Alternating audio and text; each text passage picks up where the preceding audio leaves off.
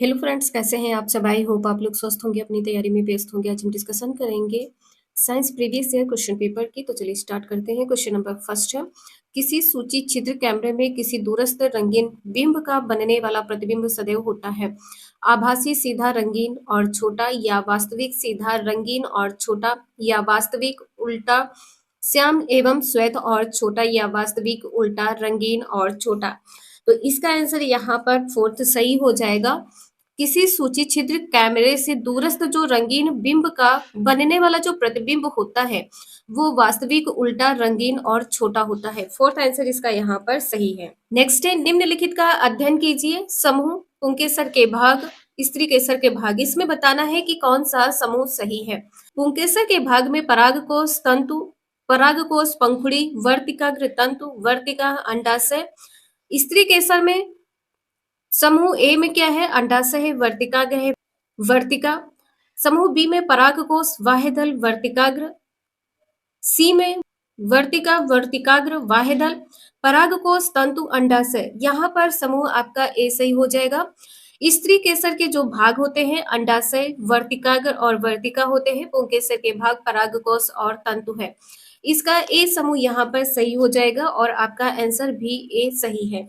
Next है, कोई जंतु कैल्शियम कार्बोनेट के कठोर कवच वाले जंतुओं के कोमल भागों को खाने के लिए अपने मुख से अपना आमाशय बाहर निकालता है।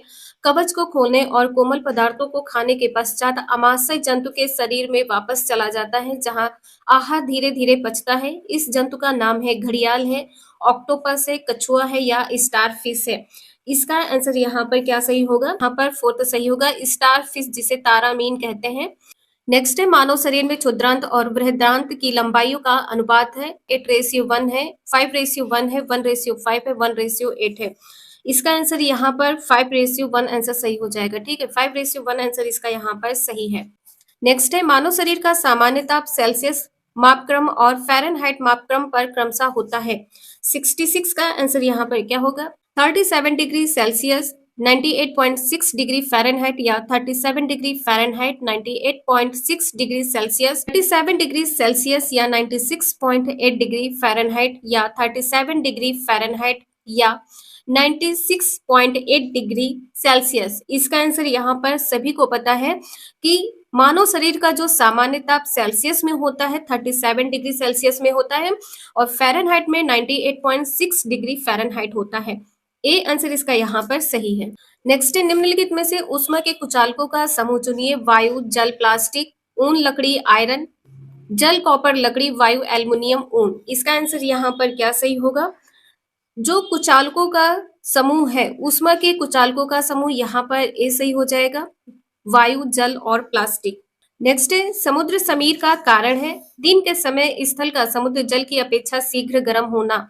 दिन के समय स्थल का जो समुद्र होता है जल की अपेक्षा शीघ्र गर्म होता है। दिन के समय समुद्र जल का स्थल की अपेक्षा शीघ्र गर्म होना।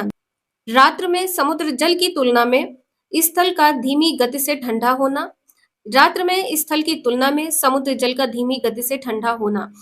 इसका आंसर यहाँ पर ए सही होगा। दिन के समय स्थल का समुद्र जल की अपेक्षा शीघ्र गर्म होना। ठीक है, जो समुद्र समीर का कारण होता है, ए आंसर इसका यहाँ पर सही होगा। नेक्स्ट है, आपके पास 3 परख नलियों ए, बी, सी में फिनोल्फ्थैलीन विलयन है। परख नली ए में तनु हाइड्रोक्लोरिक अम्ल, बी में सोडियम हाइड्रोक्साइड विलयन, सी में आसुत जल की 2-3 बूंद प्रत्येक परख नली में डालने के तुरंत पश्चात यदि आप प्रत्येक परख नली के विलयन के रंग का प्रेक्षण करें तो आप यह पाएंगे कि इन परख नलियों में विलयनों के रंग इस प्रकार हैं। परख नली ए, बी, सी में बताना है कौन कौन से रंग होंगे।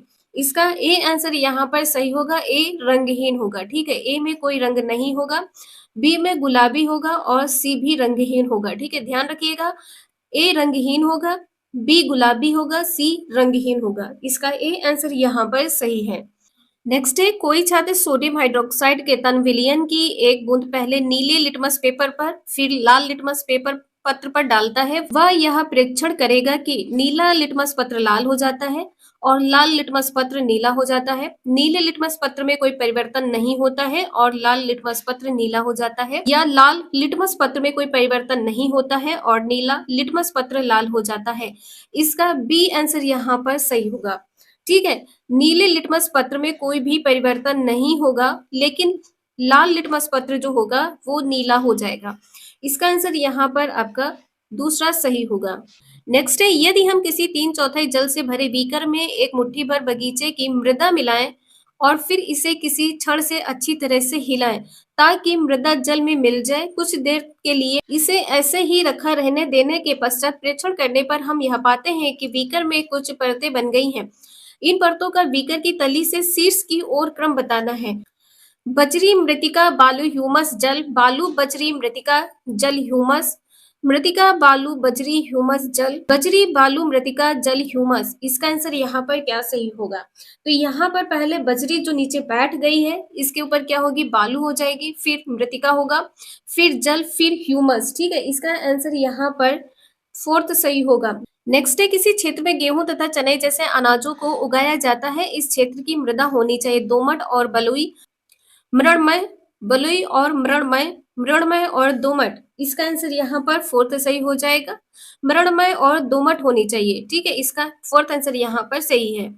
नेक्स्ट है, जब कोई कॉपर की प्लेट लंबे समय तक नम वायु में खुली रखी रहती है तो इस पर एक हल्की हरी परत जम जाती है। यह हरा पदार्थ होता है कॉपर सल्फेट का, कॉपर हाइड्रोक्साइड और कॉपर सल्फेट का मिश्रण होता है, या कॉपर कार्बोनेट और कॉपर सल्फेट का मिश्रण होता है, कॉपर कार्बोनेट और कॉपर हाइड्रोक्साइड का मिश्रण होता है। इसका आंसर यहाँ पर फोर्थ सही होगा। ठीक है, कॉपर की प्लेट्स लंबे समय तक नम वायु में जब रखी रहती है तब इस पर एक हल्की परत जो जमती है वो कॉपर कार्बोनेट और कॉपर हाइड्रोक्साइड का एक मिश्रण होता है। नेक्स्ट है, इन दोनों के ऊष्मीय मान को सामान्यतः नीचे दिए गए किस मात्रक में व्यक्त किया जाता है? कैलोरी प्रति ग्राम, किलो कैलोरी प्रति किलोग्राम, या जूल या किलो कैलोरी प्रति किलोग्राम। इसका आंसर यहाँ पर फोर्थ सही होगा। ठीक है, इन दोनों के जो ऊष्मीय मान को सामान्यतः जो ऊष्मीय मान होते हैं, ठीक है, इसे किलो जूल प्रति किलोग्राम में व्यक्त करते हैं। नेक्स्ट है, टैडपोल जिस जल में वृद्धि कर रहे हैं उसमें उनका कार्यांतरण वृद्धि करके वयस्क बनना तभी संभव है जब उस जल में पर्याप्त मात्रा में हो क्या? कैल्शियम हो, ऑक्सीजन हो, आयोडीन या खनिज। तो टैडपोल की यहाँ पर बात की गई है कि वो वृद्धि कर रहे हैं, वृद्धि करके वयस्क जब बनना है ये तभी संभव होगा जब आयोडीन होगी, जब आयोडीन की मात्रा जल में पर्याप्त होगी तभी संभव है। थर्ड आंसर इसका यहाँ पर सही है। नेक्स्ट है, सामान्यतः उपयोग होने वाले निम्नलिखित किस ईंधन का ऊष्मीय मान अधिकतम है? संपीड़ित प्राकृतिक गैस है, डीजल है, द्रवित पेट्रोलियम गैस, पेट्रोल। इसका आंसर यहाँ पर क्या सही हो जाएगा? एलपीजी गैस, द्रवित पेट्रोलियम गैस। ठीक है, लिक्विड पेट्रोलियम गैस इसका थर्ड आंसर यहाँ पर सही होगा। नेक्स्ट है, वायु कई गैसों का मिश्रण है, आयतन के अनुसार वायु में नाइट्रोजन और ऑक्सीजन के अतिरिक्त उपस्थित अन्य गैसों जैसे CO2, मीथेन, आर्गन, ओजोन तथा जलवाष्प की सम्मिलित प्रतिशतता है लगभग कितनी? 0.11, 21, 78। इसका आंसर यहाँ पर दूसरा सही होगा, 1%। ठीक है, इसका आंसर यहाँ पर दूसरा सही होगा। नेक्स्ट है, निम्नलिखित में से कौन सी अंतःस्रावी ग्रंथि शर्करा को नियंत्रित करने वाले हार्मोन को स्रावित करती है? एड्रिनल, अग्नाशय, पीयूष, थायराइड। इसका आंसर यहाँ पर क्या सही होगा? अग्नाशय। ठीक है, इसका आंसर यहाँ पर दूसरा सही होगा। नेक्स्ट है, उस बल का चयन कीजिए जो अनुप्रयुक्त किए जाने के ढंग में अन्य से भिन्न है। स्थिर वैद्युत बल है, घर्षण बल है, गुरुत्वाकर्षण बल है, चुंबकीय बल है। इसका आंसर यहाँ पर घर्षण बल हो जाएगा। ठीक है, नेक्स्ट है, कोई व्यक्ति गॉइटर नामक व्याधि से ग्रस्त है, इस व्यक्ति की निम्नलिखित में से कौन सी ग्रंथि ठीक तरह से कार्य नहीं कर रही है? एड्रीनल है, अग्नाशय है, पीयूष है, थायराइड है। 80 का आंसर यहाँ पर फोर्थ सही होगा। यहाँ पर कहा गया है गॉइटर गले में होती है तो ये थायराइड ग्रंथि हो जाएगी। इसका आंसर यहाँ पर फोर्थ सही होगा। नेक्स्ट है, अच्छी विज्ञान शिक्षा को बच्चे के प्रति ईमानदार होना चाहिए का अर्थ है कि वह विज्ञान जो हम पढ़ाते हैं को बच्चे के परिवेश से जुड़ा हुआ होना चाहिए। बच्चे के परिवेश से जुड़े होने की बात की गई है, ये पॉइंट यहाँ पर गलत होगा। विज्ञान की विषय वस्तु के सार्थक पक्षों को संप्रेषित करना चाहिए। विषय वस्तु के जो सार्थक पक्ष है इसको संप्रेषित करने की बात की गई है, ये भी यहाँ पर गलत होगा। क्योंकि बच्चे के प्रति ईमानदार कब होगे? जब बच्चे को समझ में आएगा, बच्चे को समझ आने योग्य होना चाहिए। थर्ड आंसर इसका यहाँ पर सही है। नेक्स्ट है मापनीय बेलन का प्रयोग करते हुए ठोस के आयतन को मापने के सही तरीके के बारे में पढ़ाते समय कविता अपनाए जाने वाले निम्नलिखित चरणों सही क्रम में नहीं का उल्लेख करती है। तो यहाँ पर बताना है आंसर इसका क्या सही होगा। बेलन में पानी के स्तर का पाठ्यांक लिखिए। बेलन में पानी के भीतर धागे के साथ ठोस को लटकाएं। मापनी बेलन के अल्पतमांक को लिखिए। बेलन में पर्याप्त मात्रा में पानी डालिए और पाठ्यांक लिखिए। बताए गए उद्देश्यों के लिए निम्न में से कौन सा चरणों का सही क्रम है। इसमें बताना है कौन सा चरण का सही क्रम है।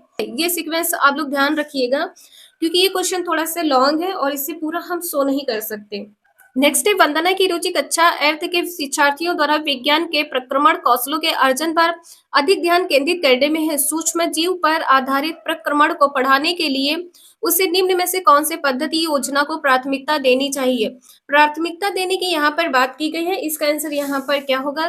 दत्तकार कम प्रश्न पद्धति हो, दत्तकार कम हो प्रश्न पद्धति हो, ये पॉइंट यहाँ पर गलत होगा। परियोजना कम प्रयोगशाला पद्धति बिल्कुल सही है। इसका आंसर यहाँ पर दूसरा सही होगा, प्रयोगशाला पद्धति होनी चाहिए। गृह कार्य कम विज्ञान प्रश्नोत्तर पद्धति, ये पॉइंट यहाँ पर गलत है। गृह कार्य कम प्रश्न पद्धति, ये भी पॉइंट यहाँ पर गलत है। दूसरा आंसर यहाँ पर आपका सही है। नेक्स्ट है निम्न में से कौन सी उच्च प्राथमिक स्तर पर विज्ञान की सीखने सिखाने की मुख्य अपेक्षा है।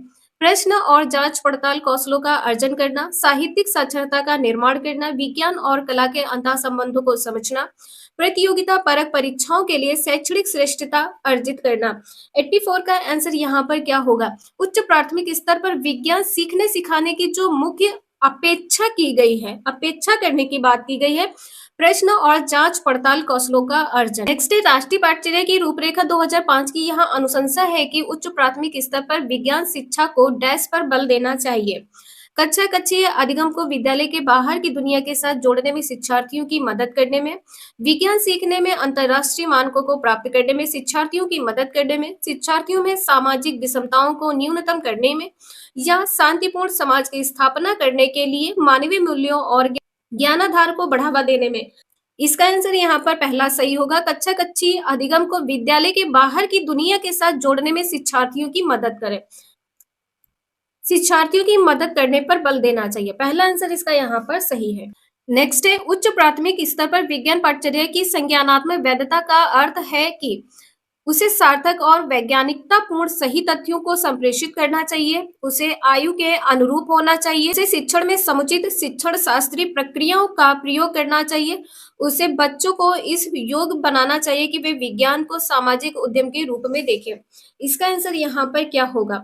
जो संज्ञानात्मक वैधता का अर्थ है, तो इसका आंसर यहाँ पर आपका दूसरा सही हो जाएगा, उसे आयु के अनुरूप होना चाहिए। जो संज्ञानात्मक वैधता है, इसका जो अर्थ है उच्च प्राथमिक स्तर पर, तो उसे आयु के अनुरूप होना चाहिए।